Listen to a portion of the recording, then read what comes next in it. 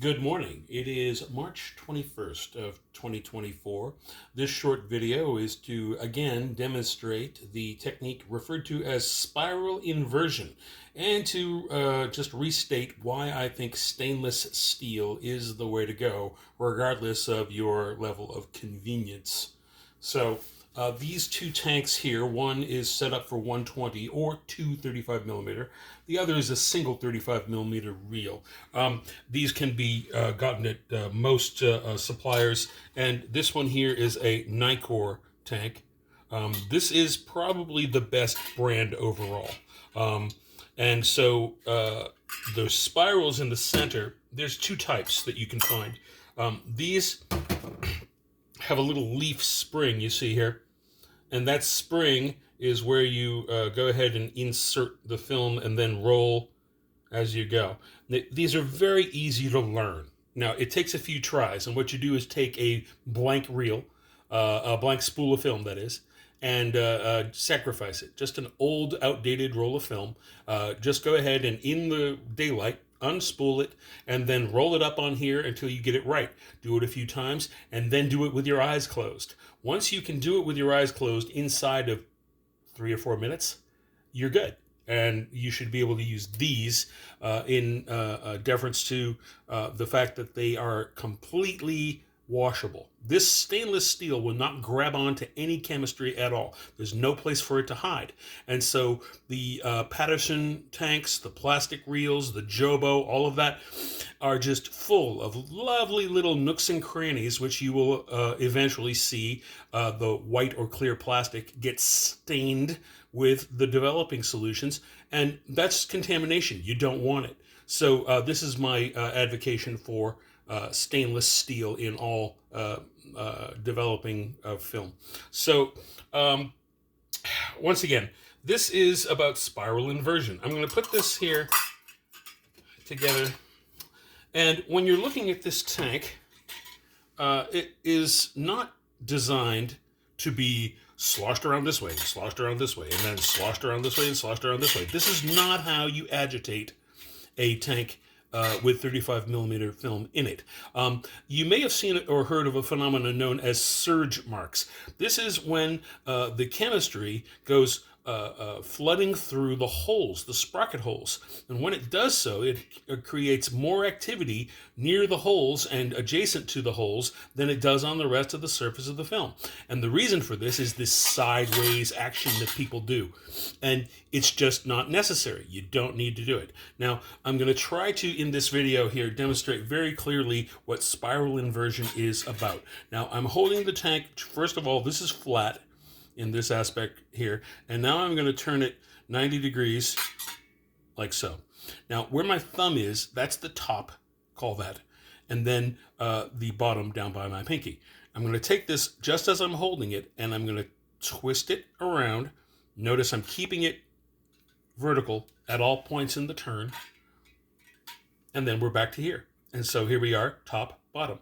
We've gone through one full rotation, keeping the can perpendicular on its side to gravity, and that causes the solution into it to simply roll around inside.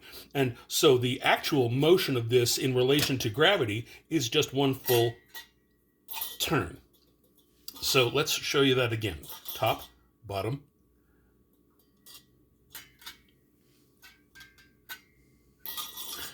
Now, with the chemistry that I use,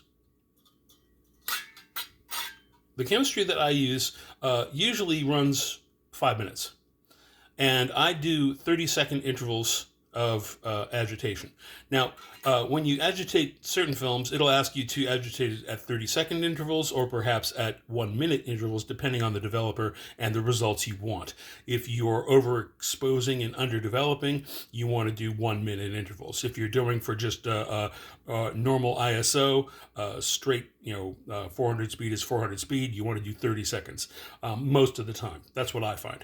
But you want to make this as even and random as possible. So you start out, go ahead, pour your chemistry in.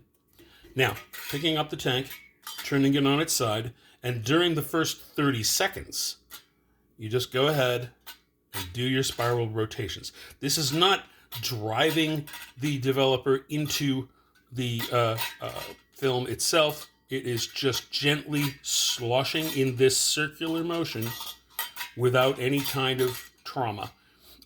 Then once you're done with that 30 seconds, upright the tank and stamp it down once, like that. What this does is it dislodges air bubbles, or what are referred to as bells. If you've ever seen little light marks, little round light marks on your skies or smooth portions of the film, that's probably what that is. If you don't wrap the bubbles out of the tank, you're going to get that kind of a problem.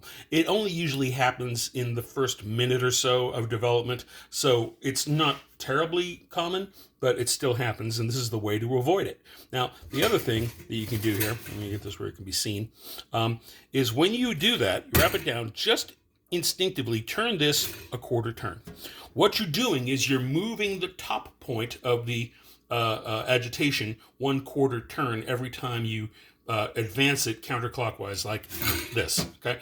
So that means that when you pick it up again, the top point of this, which is now here, was once over here because you've rotated it.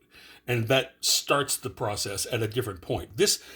Theoretically, what it does is it creates a situation where there's less of a chance of overdeveloping any one part of the roll of film because it's always on top or always on bottom.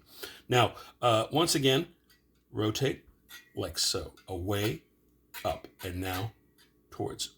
The thumb is the part you want to pay attention to. That's the part where you're keeping it on top of the rotation. And 4 such rotations, 3, 4,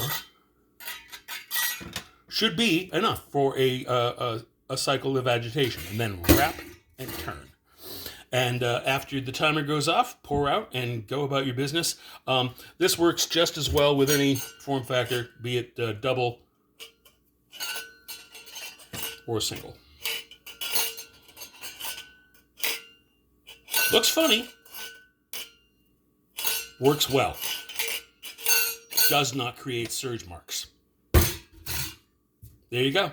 Thank you very much.